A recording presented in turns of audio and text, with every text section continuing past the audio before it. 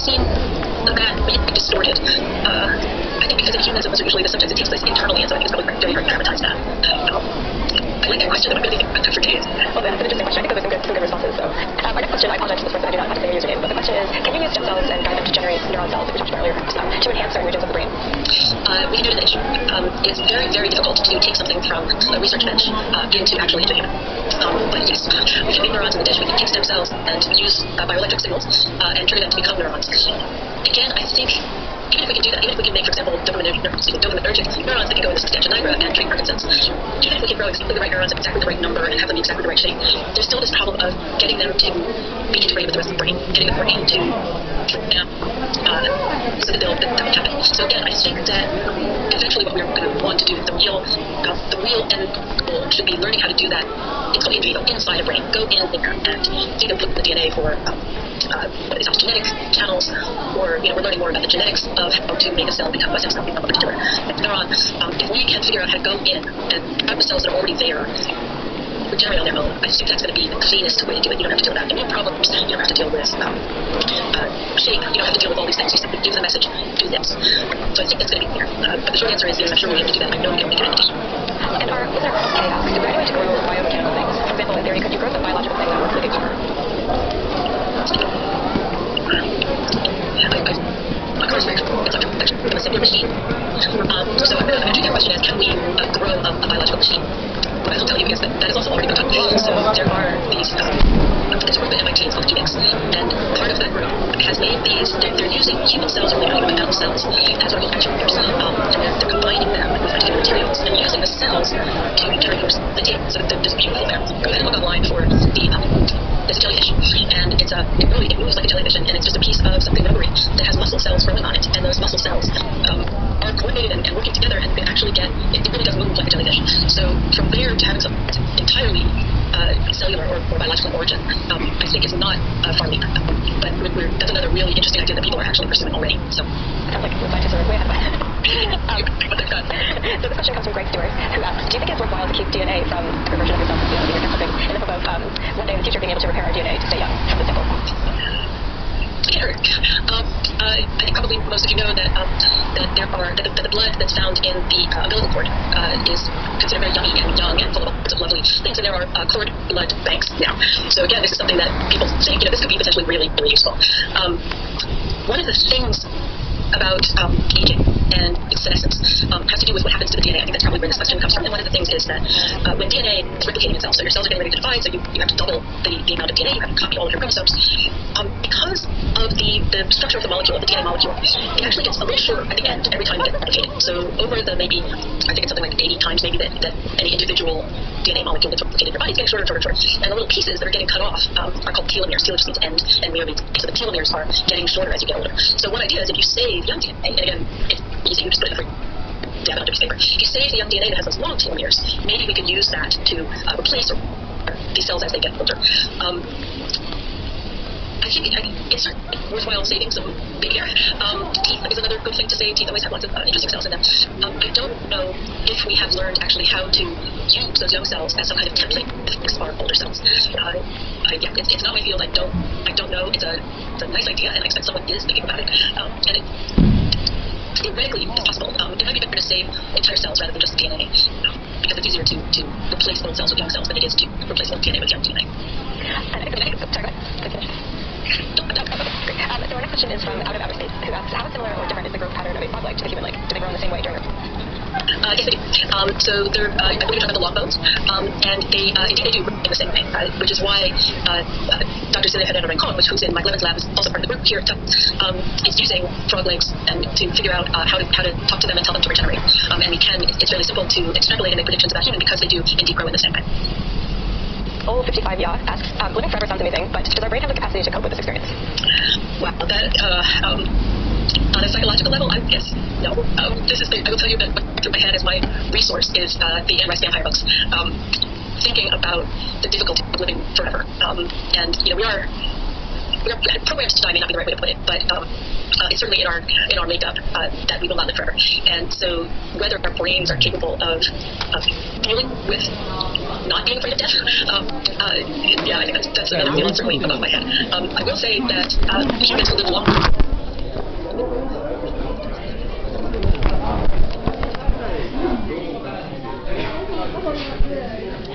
Very different. Sorry, I think we'd be very different because I think knowing we die is knowing we're going to die, whether we believe it or not. I think that is an interesting part of being human. So I think that there. I think we'd be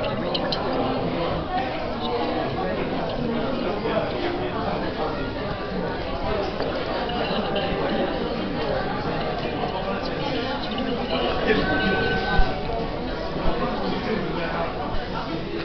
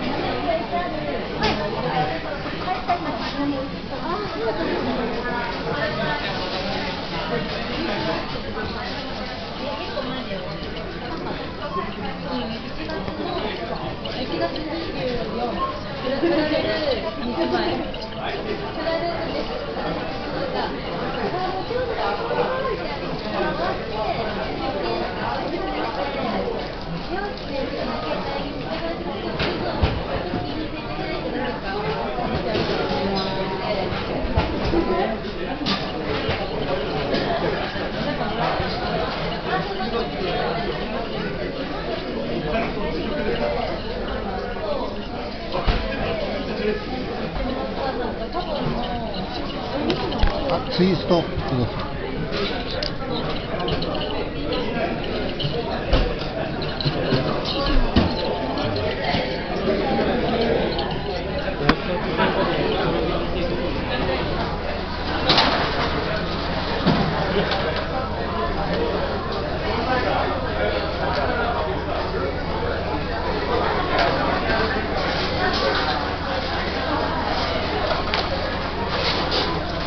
水槽のお客さん。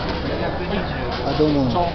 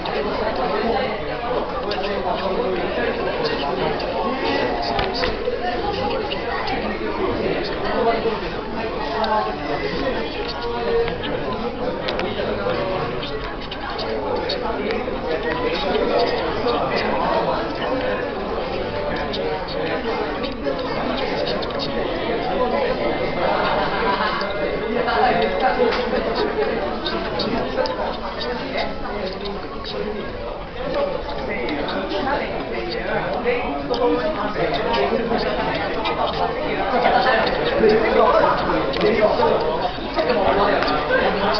you.